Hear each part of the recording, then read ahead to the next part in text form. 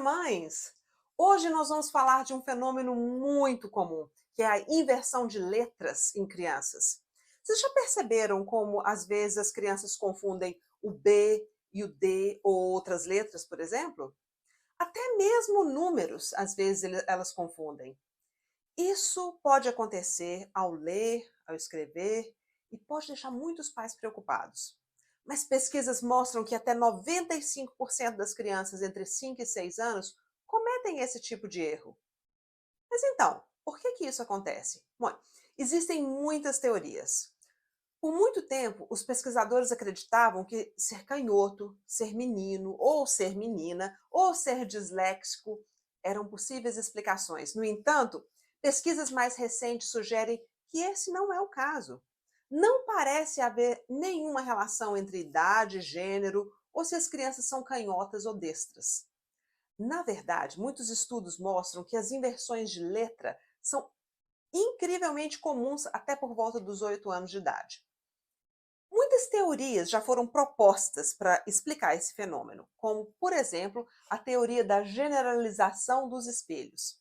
Bom, efetivamente, o argumento nessa teoria é que os nossos cérebros evoluíram para generalizar espelhos, quer dizer, reconhecer um objeto como a mesma coisa, independente da direção que ela está voltada. Mas é claro que para aprender letras, a gente precisa ser capaz de suprimir isso. Ou então, a gente vai confundir o B e o D pela vida inteira, não é? Uma outra explicação é a hipótese da aprendizagem estatística. Ela sugere que o fenômeno acontece porque as crianças aprendem desde muito cedo que há um viés em direção às letras e dígitos, que eles são todos, a maioria pelo menos, voltados para a direita. Então as crianças são mais propensas a escrever letras na direção da escrita. Então, por isso, elas fariam certas inversões. Mas, de uma maneira geral, nos últimos anos, a pesquisa parece realmente favorecer que a escrita em espelho é um fenômeno de percepção, com uma relação encontrada entre as dificuldades de discriminar letras orientadas corretamente e as invertidas. Mas, no entanto, alguns pesquisadores franceses, eles olharam mais de perto para essa relação entre crianças confundindo as letras com invertendo as letras ou os dígitos na escrita. E eles dizem que nós não podemos tratar essa confusão, por exemplo, entre B e D, e a inversão como se fosse a mesma coisa. Quer dizer, o que é que isso significa? Que ainda tem muita coisa para ser descoberta ainda sobre esse assunto, e ninguém sabe exatamente por que isso acontece. Mas e aí, tem alguma estratégia para que as crianças tentem se lembrar de como que as letras devem ser escritas?